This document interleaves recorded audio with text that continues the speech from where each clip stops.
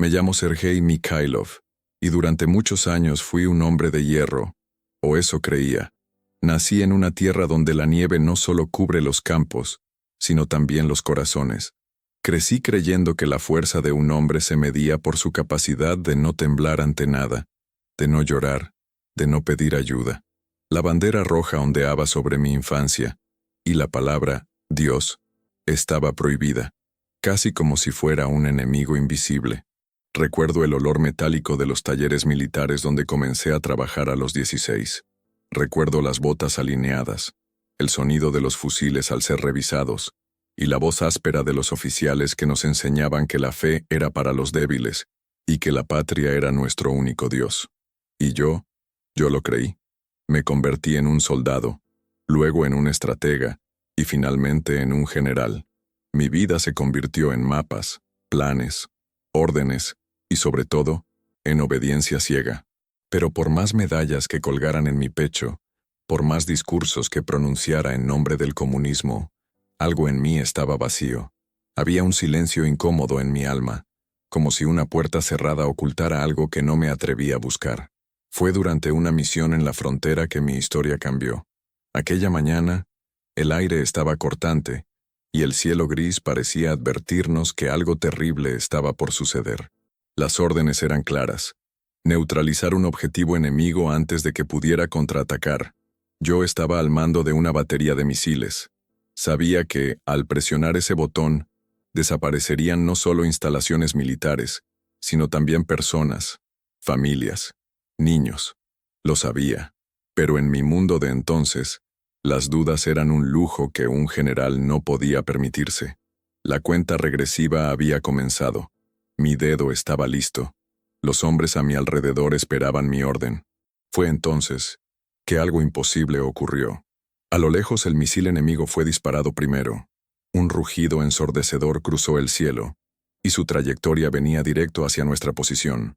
No había tiempo para maniobras. No había tiempo para nada. Y sin embargo, se detuvo. Sí, lo vi con mis propios ojos. El misil quedó suspendido en el aire, como si el tiempo mismo se hubiera roto. Giró lentamente, como si una mano invisible lo sostuviera, y luego cayó al suelo sin explotar. El silencio fue tan denso que incluso el viento dejó de soplar. Nadie entendía nada. Yo temblaba. Un joven soldado con los ojos abiertos como platos murmuró: «General, fue Dios». Me enojé. No quería escuchar esa palabra. Le grité que se callara, que buscara una explicación lógica. Pero en el fondo, algo en mí había cambiado, y no podía dejar de pensar en esos segundos en que la muerte se detuvo frente a nosotros. Esa noche no pude dormir. En mi tienda, solo, repasaba una y otra vez la imagen del misil suspendido. Me preguntaba si había perdido la razón. Cerré los ojos, y vi una luz. No era el reflejo de las lámparas. Era una luz cálida, dorada, que me hizo sentir algo que no sentía desde niño: paz. Al día siguiente mis superiores exigieron un informe. Les dije que había sido un fallo técnico del enemigo. Ellos aceptaron la mentira, pero yo sabía que no era cierto. Algo, o alguien, había detenido aquel misil. No lo entendía entonces, pero esa fue la grieta que comenzó a romper mi muro de incredulidad. Fue el primer golpe en mi fortaleza de acero, y el principio del fin para el soldado que creía no necesitar a nadie. Ahora, sentado en esta mecedora, con las manos marcadas por el tiempo, puedo decir que ese día no solo sobreviví a una guerra, sino que comencé a sobrevivir a mí mismo. Después de aquel día, algo dentro de mí dejó de encajar. Siempre había sido un hombre que encontraba lógica en todo, que creía que cada acción tenía una causa material, medible, explicable. Pero el misil, el maldito misil, no tenía explicación. Había visto explosiones, fuego, muerte, pero jamás un arma de guerra detenerse en pleno vuelo, como si hubiera chocado contra un muro invisible hecho de luz. Intenté distraerme con el trabajo. Inspeccioné tropas, revisé inventarios, actualicé mapas de batalla, pero el recuerdo volvía cada vez que cerraba los ojos. Me atormentaba, y no era por miedo a morir, sino porque en esos segundos sentí algo que mi vida militar nunca me había dado: una paz tan intensa que dolía. Era como si alguien hubiera puesto su mano en mi hombro y me dijera sin palabras: No es tu hora. Una semana después, en una reunión del alto mando, se discutió sobre el incremento de actitudes supersticiosas en las tropas. Querían erradicar toda creencia en Dios, porque decían que eso debilitaba la disciplina. Mientras hablaban, pensé en el joven soldado que, después del misil, me había dicho, fue Dios. No lo había visto desde aquel día. Pregunté por él, y me dijeron que lo habían reasignado a trabajos forzados. La acusación, proselitismo religioso. Esa noticia me quemó por dentro. Durante toda mi vida había defendido la idea de que el sistema era justo, de que cada castigo se merecía, pero ahí estaba yo, sabiendo que aquel muchacho no había hecho nada malo, más que decir la verdad que había visto. Por primera vez, sentí vergüenza de mi uniforme. Esa noche, mientras escribía mi informe mensual, decidí buscarlo. No oficialmente, porque eso despertaría sospechas. Utilicé contactos de confianza para averiguar dónde estaba. Lo encontré en un campamento a cientos de kilómetros cargando piedras bajo un frío glacial. Me presenté sin previo aviso. Cuando me vio, dejó caer la piedra y me saludó con un respeto que no merecía. General, pensé que nunca volvería a verlo. No digas nada. Le corté. Solo dime, ¿por qué dijiste que fue Dios? Porque lo vi, señor. No con estos ojos, sino aquí. Y se llevó la mano al pecho. Él nos salvó. Sus palabras fueron un disparo directo a mis convicciones. Quise decirle que estaba equivocado, que había sido una coincidencia, pero no pude. Había algo en su mirada que no se puede falsificar. La certeza absoluta. Regresé a mi puesto con una pregunta clavada en el alma. ¿Y si todo lo que me enseñaron era mentira? Esa pregunta se convirtió en un veneno lento. Empecé a notar cosas que antes ignoraba. Los abusos a campesinos, las detenciones injustas, el silencio forzado de quienes pensaban distinto. Antes lo justificaba todo como necesario para la patria. Ahora, me sonaba a excusa para ocultar crueldad. Pero lo que más me dolió fue empezar a recordar mi propia familia, a mi madre, que murió sola en un hospital porque yo estaba en una misión, a mi padre, que me enseñó a leer con una vieja Biblia escondida en el ático, y que fue arrestado cuando yo tenía 14 años. Siempre me habían dicho que fue por traición, pero en mi corazón empecé a sospechar que su único delito fue creer en Dios. En las noches, en mi tienda de campaña, empezaron a aparecer sueños extraños. Soñaba que caminaba por un campo de batalla, lleno de humo y cuerpos, y de pronto, entre las ruinas, veía una cruz dorada flotando. Me acercaba para tocarla, y despertaba con el corazón acelerado. Mis hombres empezaron a notar mi distracción.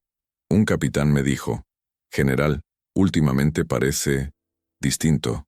No supe qué responder, porque sí, estaba distinto. Y lo peor para ellos es que estaba empezando a pensar. Ese fue el comienzo de mi traición al comunismo. No una traición de armas, sino de alma. Ya no creía que la fuerza bruta fuera la respuesta a todo. Y, aunque me negaba a aceptarlo, estaba buscando a ese Dios del que me habían prohibido hablar. El invierno de aquel año parecía no tener fin. La nieve cubría las trincheras como un sudario blanco, y el viento era tan cortante que sentía que me arrancaba pedazos de piel. Me habían asignado una misión de reconocimiento en una zona montañosa cercana a la frontera.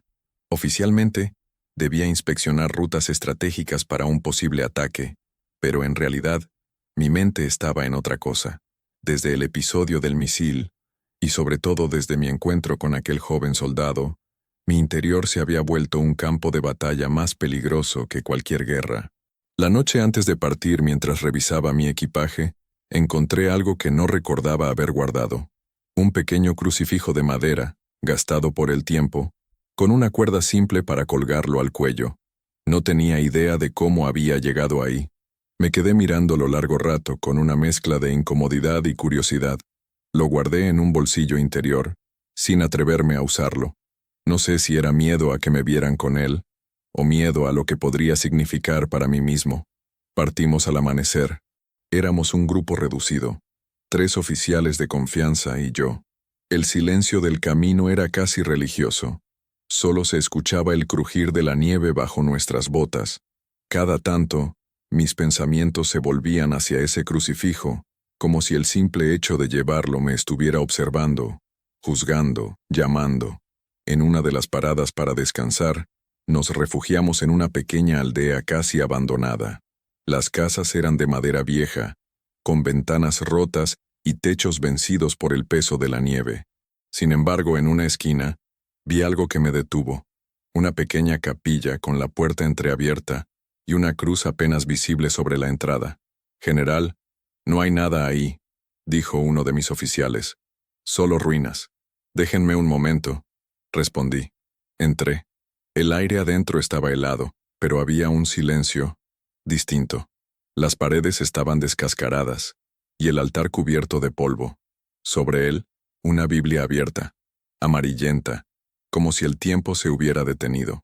Me acerqué y sin pensar, pasé los dedos por las páginas. No entendía por qué, pero una frase me llamó la atención. «No temas, porque yo estoy contigo. No desmayes, porque yo soy tu Dios que te esfuerzo. Siempre te ayudaré. Siempre te sustentaré con la diestra de mi justicia». Sentí un nudo en la garganta. Era como si esas palabras fueran para mí, como si alguien las hubiera dejado ahí esperándome. Cerré el libro con cuidado, y por impulso, me colgué el crucifijo que llevaba guardado. En ese momento no sabía si estaba aceptando a Dios, o si solo estaba buscando algo en lo que aferrarme, pero lo hice. Continuamos el camino, y esa noche, acampamos en una zona rocosa. El viento no nos dejaba dormir. Mientras los demás roncaban, yo me quedé despierto mirando el crucifijo a la luz de la fogata. Recordé a mi padre, a escondidas, contándome historias de Jesús. Recordé cómo mi madre, en sus últimos días, me dijo con voz débil: «Sergei, no te olvides de que hay un amor más grande que cualquier bandera». En ese momento entendí que tal vez ella no hablaba de la patria, sino de Dios. Al tercer día de misión, ocurrió algo que selló mi cambio. Un francotirador enemigo nos emboscó en un paso estrecho. La primera bala pasó rozando mi oreja, y la segunda golpeó a uno de mis hombres en el hombro, derribándolo en la nieve. Todo fue caos. Nos lanzamos al suelo, buscando cobertura, pero el fuego venía desde una posición imposible de alcanzar sin exponerse. Miré a mi alrededor, y lo vi. Entre las rocas, un resplandor. No era el reflejo del sol, era algo más. Me arrastré hasta una posición más alta y logré divisar al francotirador. Tenía un tiro claro. Levanté mi rifle, pero justo antes de apretar el gatillo sentí paz. No era adrenalina, no era miedo. Era la misma sensación de aquel día del misil. En lugar de disparar, bajé el arma y ordené a mis hombres retroceder por un flanco seguro. No sé cómo, pero salimos sin más bajas. El francotirador nunca volvió a disparar.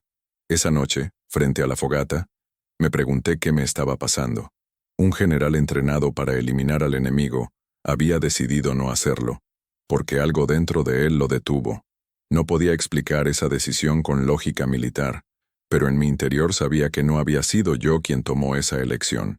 Era como si una mano invisible estuviera guiando cada paso, cada movimiento, para evitar que siguiera derramando sangre. Desde entonces empecé a orar, en silencio, sin saber muy bien cómo hacerlo.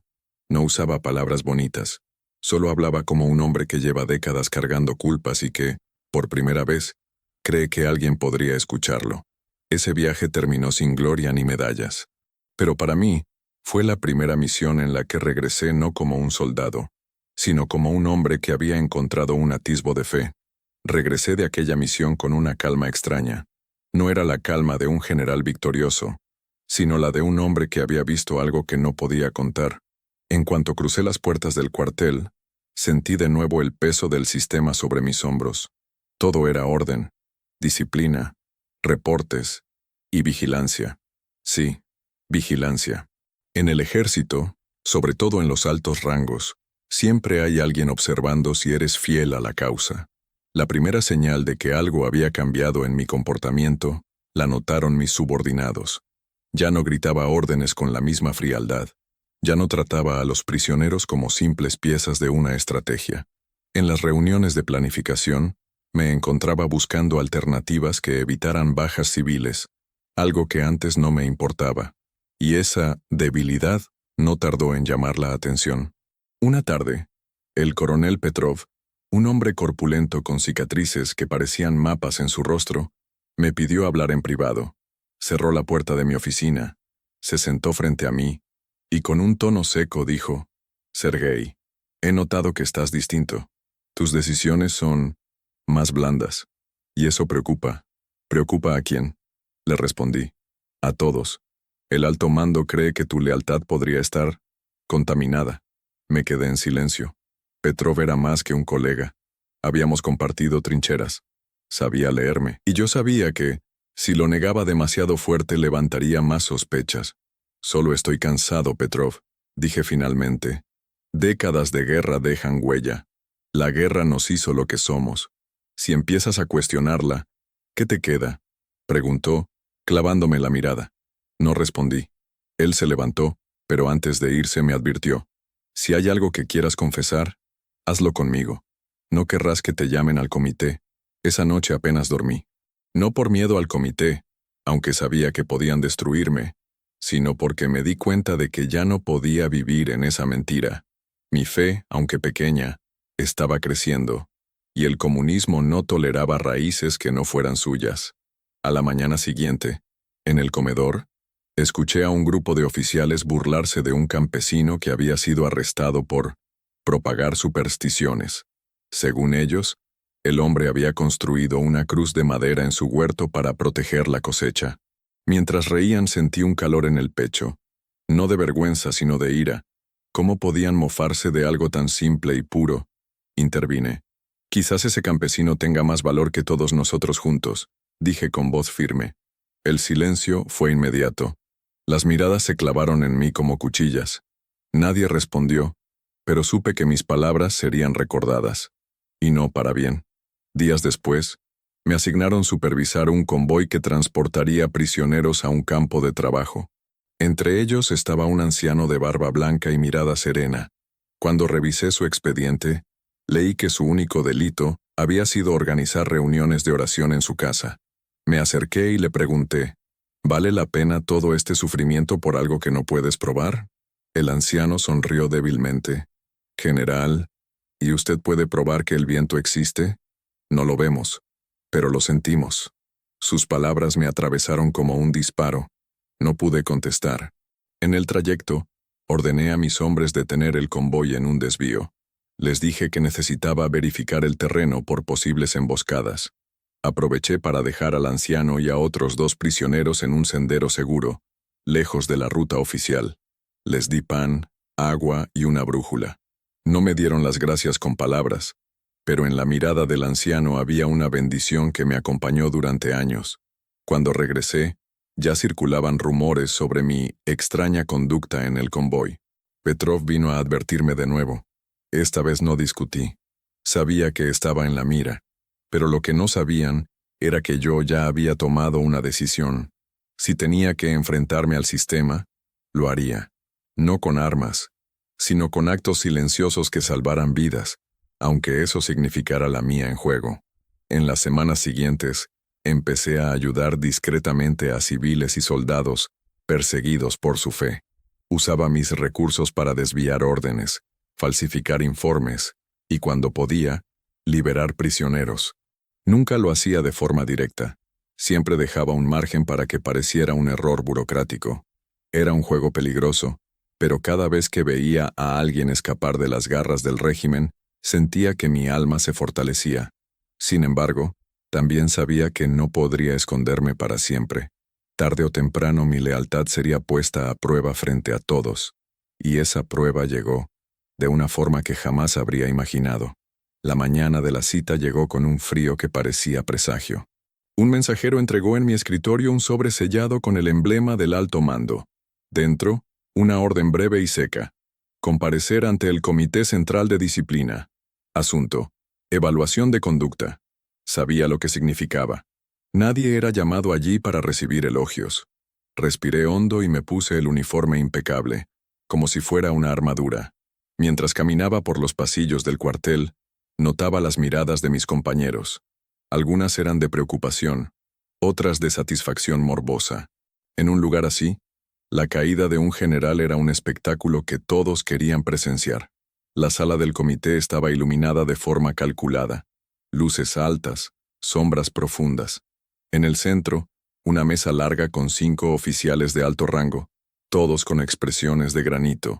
El presidente del comité, un hombre enjuto con gafas redondas, me invitó a sentarme. No había cordialidad en su voz. General Mikhailov, comenzó. Hemos recibido informes sobre conductas irregulares, decisiones operativas que parecen contradecir la doctrina militar y política de la Unión. No respondí. Sabía que si hablaba demasiado pronto, me traicionaría. Tenemos testimonios de que usted ha mostrado indulgencia con prisioneros, que ha evitado bajas civiles y que ha usado recursos militares para fines no autorizados. El presidente entrecerró los ojos. Incluso hay rumores de inclinaciones religiosas. Ahí estaba, la palabra prohibida. Religiosas. ¿Es cierto, general, que ha mantenido contacto con individuos que practican supersticiones? Preguntó otro de los miembros, un hombre con bigote fino y tono de serpiente. He mantenido contacto con ciudadanos bajo mi responsabilidad, respondí, midiendo cada palabra. No es mi labor juzgar sus creencias, sino garantizar el orden. El orden se garantiza eliminando cualquier pensamiento que debilite la fuerza del Estado, replicó el del bigote. Y usted ha hecho lo contrario. Guardé silencio. Sentí un latido fuerte en las sienes. Por un momento pensé en mentir, en fingir lealtad absoluta, pero entonces, como un destello, recordé el misil detenido, las palabras del joven soldado, la mirada del anciano que ayudé a escapar. Algo se encendió dentro de mí. Señores, dije con voz firme, mi deber es proteger a los que están bajo mi mando.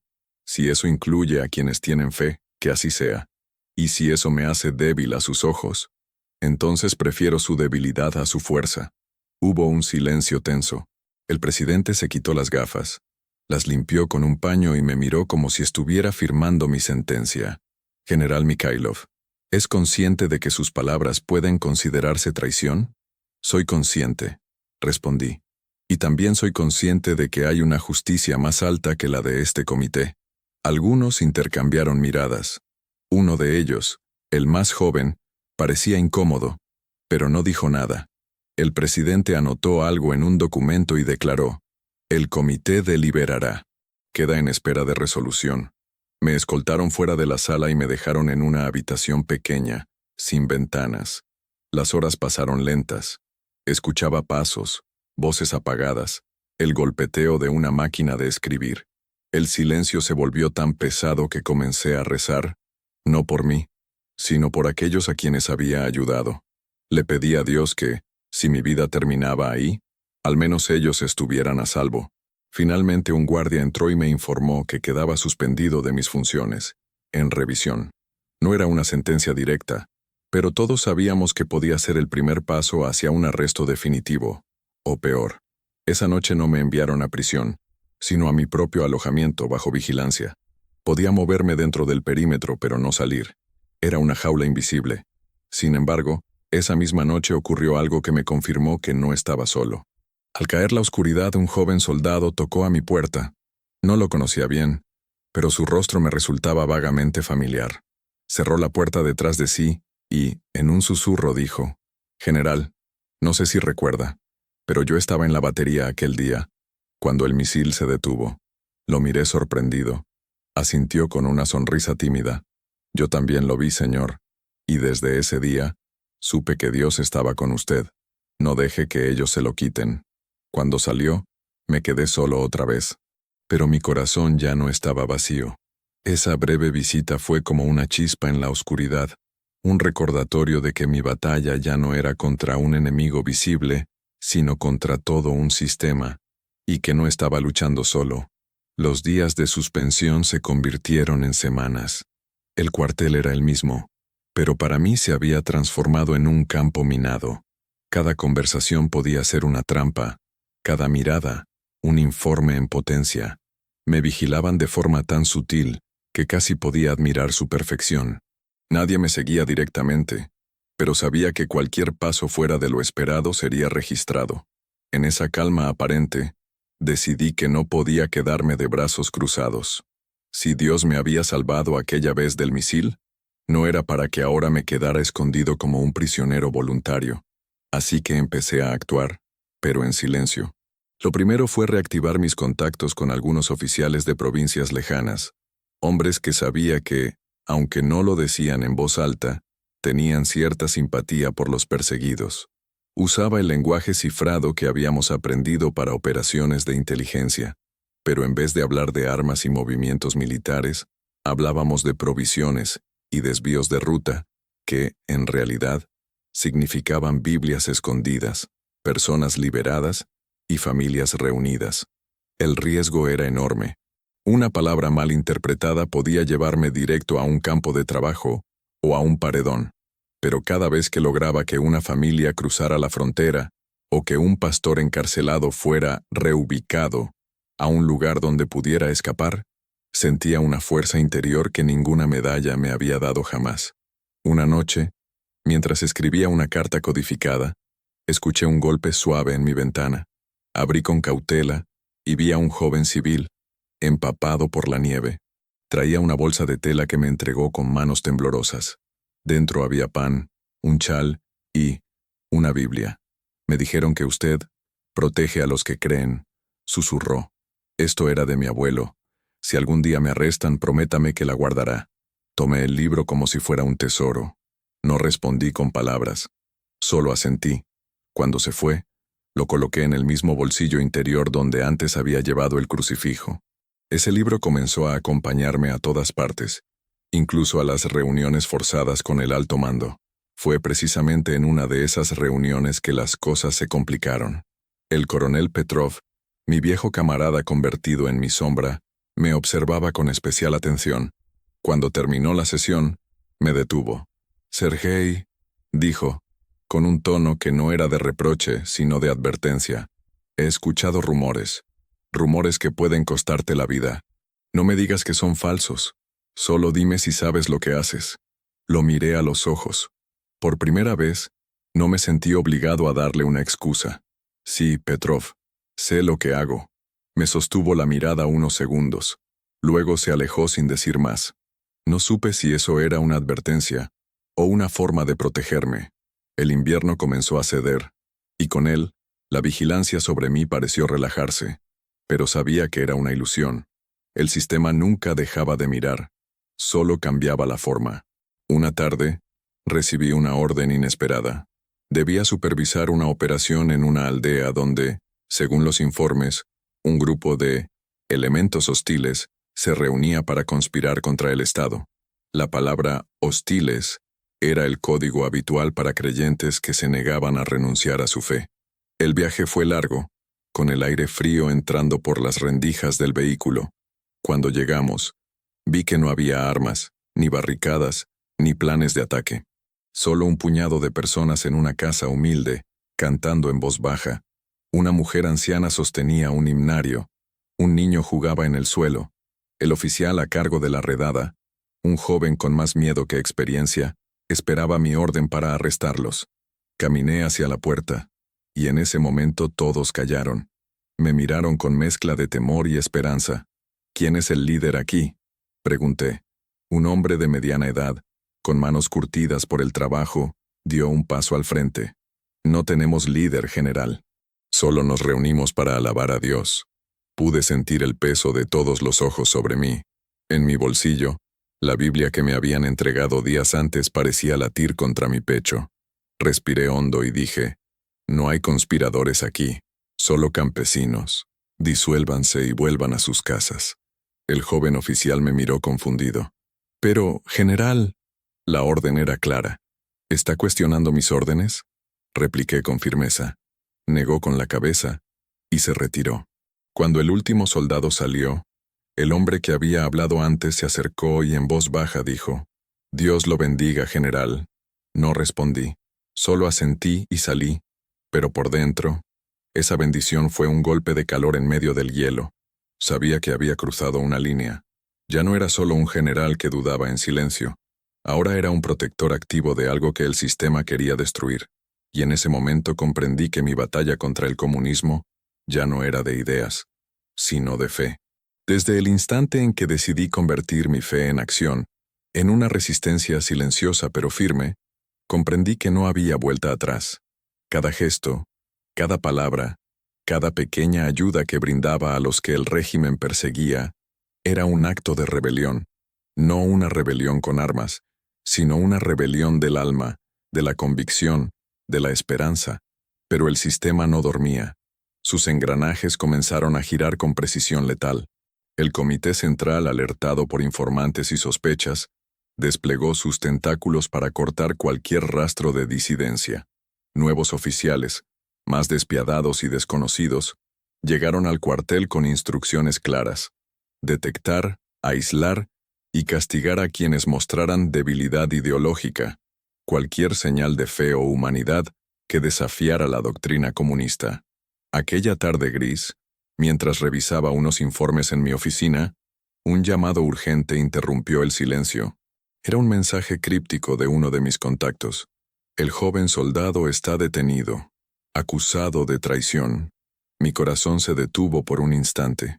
El mismo joven que estuvo conmigo el día que el misil fue detenido, el que me visitó para confirmar lo inexplicable, ahora estaba preso por la misma causa que me había abierto los ojos a una verdad mayor. Actué con la urgencia de quien sabe que cada segundo cuenta. Moví contactos, hilos invisibles que habían quedado tendidos desde años atrás, cuando aún era un hombre fiel al sistema pero con dudas guardadas en el pecho. Finalmente, logré saber dónde lo tenían. Una celda fría, oscura, donde la esperanza parecía desvanecerse con cada amanecer. Cuando entré a visitarlo lo encontré pálido, delgado, pero con una mirada que aún brillaba con la fuerza de quien cree más allá del miedo. «General», me dijo con voz débil pero firme, «no me arrepiento. Cada Biblia que entregué, cada palabra que dije, fue por algo más grande que nosotros». Sentí un nudo apretándome la garganta. Quise hablar, darle ánimos, decirle que resistiera, que la justicia humana podría tardar, pero que la divina siempre llega. Pero las palabras se ahogaron en mi pecho. Su valentía era un espejo de la mía, pero a la vez un recordatorio cruel de la realidad que enfrentábamos. Mientras tanto, la presión sobre mí crecía como una tormenta imparable. Los informes revisaban mi historial, mis movimientos, incluso conversaciones que alguna vez tuve. Cada acción era analizada con lupa. La sospecha se convirtió en sombra constante, una sombra que me seguía incluso en la soledad de mi habitación. Pero la fe, esa llama que nadie podía apagar, me sostuvo. En las noches más oscuras, cuando el miedo amenazaba con consumir mi razón, encontraba refugio en la Biblia que el joven me había entregado, en las promesas escondidas en sus páginas y en las oraciones mudas que elevaba al cielo. Ya no era simplemente un general, sino un hombre con un propósito mayor, un hombre que había encontrado redención en medio de la oscuridad. Un día, el sistema decidió que había llegado la hora. En la madrugada, mi casa fue rodeada por soldados con rostros cubiertos y órdenes de arresto por traición ideológica. El caos se desató con violencia contenida. Sin embargo, en medio del ruido y la tensión, apareció una figura que me sorprendió y emocionó: la esposa del joven soldado, la misma que me había confiado la Biblia. Apareció entre los soldados con lágrimas rodando por sus mejillas. Con voz temblorosa, pidió que me dejaran despedirme de mi familia, aunque fuera por unos minutos. Ese instante, breve pero cargado de emoción, me recordó por qué luchaba. No solo por mí, sino por todos aquellos que vivían en silencio, esperando que alguien se atreviera a resistir. Mientras me llevaban, sentí que el sistema me arrebataba la libertad física, pero no el alma. La justicia humana parecía ciega, sorda e implacable, pero dentro de mí sabía que existía una justicia más profunda, eterna, que ningún hombre podía destruir. Pasaron días, quizás semanas, en los que la incertidumbre fue mi compañera constante. Pero una noche, en medio de la celda fría, escuché un susurro interior que me dio fuerzas. «No temas, porque yo estoy contigo». Recordé aquel misil detenido, aquella paz inexplicable, y supe que no estaba solo. Desde entonces, aunque preso, mi espíritu se mantuvo firme. porque entendí que a veces la verdadera victoria no se gana en los campos de batalla visibles, sino en la resistencia silenciosa que se libra en el corazón. Los días en aquella celda parecían interminables, como si el tiempo se hubiera detenido en un lugar donde la esperanza moría lentamente. El frío era un enemigo constante que se colaba hasta en los huesos, y el silencio, implacable, era el único testigo de mi soledad. Sin embargo, en medio de esa oscuridad tangible, una luz empezó a brillar dentro de mí, pequeña pero firme, una luz que ninguna celda, ninguna cadena, podría apagar. Cada noche, con la Biblia que aquel joven soldado me entregó, me sentaba en el suelo de piedra, abrazando el libro como a un tesoro escondido. Antes, esas palabras eran solo letras impresas, distantes y desconocidas. Pero ahora, cada versículo cobraba vida, como si fueran susurros divinos destinados solo para mí. Hablaban de perdón, de amor incondicional, de paz en medio de la tormenta, y sobre todo, de una justicia que no conoce la injusticia humana. Las primeras semanas fueron las más duras. La soledad y el miedo querían romper mi voluntad. Recordaba las risas de mis compañeros en el cuartel, las miradas desconfiadas, la traición silenciosa de aquellos en quienes alguna vez confié. Pero en medio de ese abismo, la fe se convirtió en mi ancla. Cada oración silenciosa que elevaba en la noche me llenaba de una fuerza que el cuerpo no podía explicar, una fuerza que solo el alma conoce. Una noche, mientras meditaba en la oscuridad, escuché pasos suaves afuera de mi celda. Abrí los ojos con esfuerzo y vi al guardia que me custodiaba. Era un hombre joven, con la mirada cansada y la expresión llena de una extraña ternura. Sin decir palabra, deslizó bajo la puerta un pequeño papel arrugado. Lo recogí con manos temblorosas y, con la poca luz que entraba, leí la frase escrita a mano: «No estás solo. Dios está contigo». Ese pequeño gesto fue como una bendición inesperada.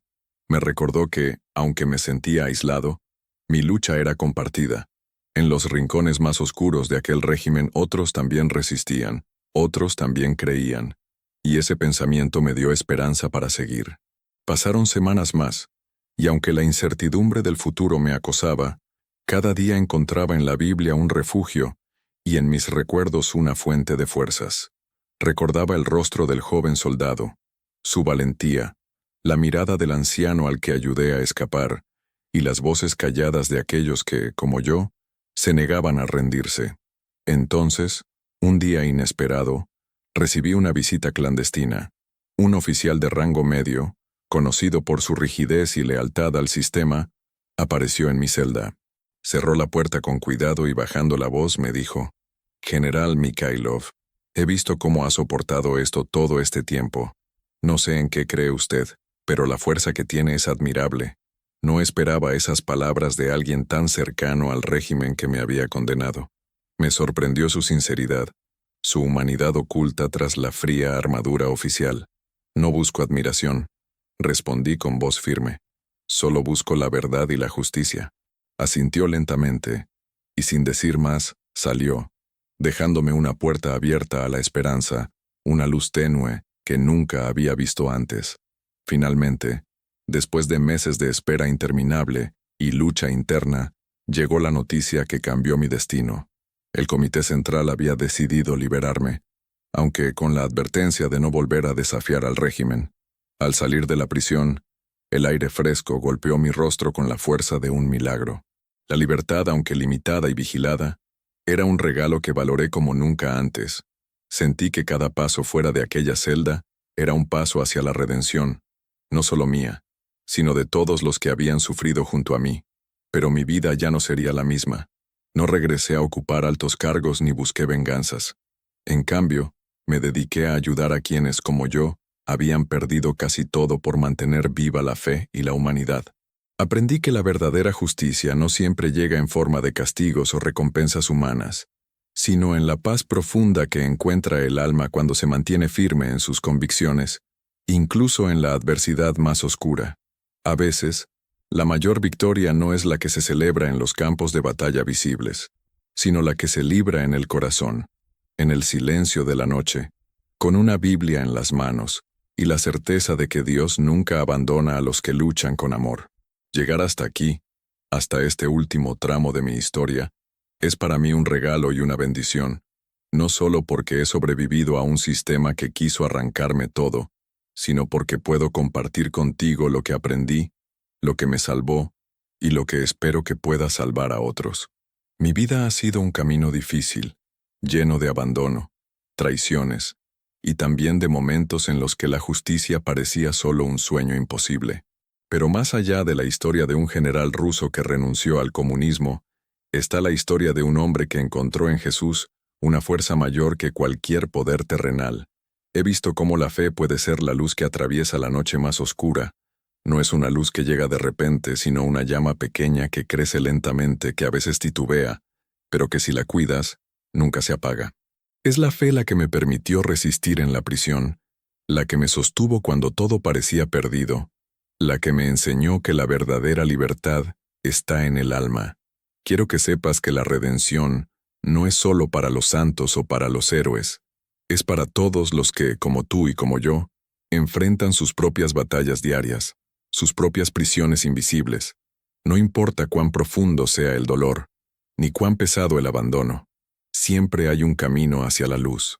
Durante años pensé que la justicia era un concepto frío, administrado por hombres y leyes, pero ahora sé que la justicia divina es diferente, es silenciosa, es paciente, y muchas veces es invisible para el mundo, pero sus frutos son eternos.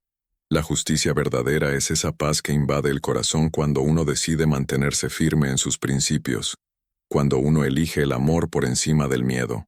Esta historia es mi legado, una voz que surge desde la experiencia para recordarte que no estás solo, que aunque el mundo te dé la espalda, aunque las traiciones duelan y las sombras se ciernan, hay una fuerza que nunca falla. Esa fuerza es Jesús, que me detuvo un misil en pleno vuelo, que me salvó cuando parecía que todo estaba perdido, y que puede salvarte a ti también. Te invito a que no solo escuches mi historia, sino que la hagas tuya, que encuentres en ella la esperanza para resistir, para sanar, para perdonar, que sepas que cada herida puede ser una lección, cada caída una oportunidad para levantarse con más fuerza. Si esta historia tocó tu corazón, te pido que lo compartas, porque en un mundo donde la indiferencia parece crecer, cada acto de amor y memoria es una rebelión. Suscríbete para que juntos podamos seguir contando estas historias que nadie debe olvidar, que inspiran, que enseñan y que nos conectan con lo más profundo de nuestro ser. Gracias por quedarte hasta aquí, por abrir tu alma a estas palabras. Ahora te invito a que te tomes unos minutos para reflexionar en silencio, para agradecer y para abrir tu corazón a la esperanza y la paz que solo Dios puede ofrecer.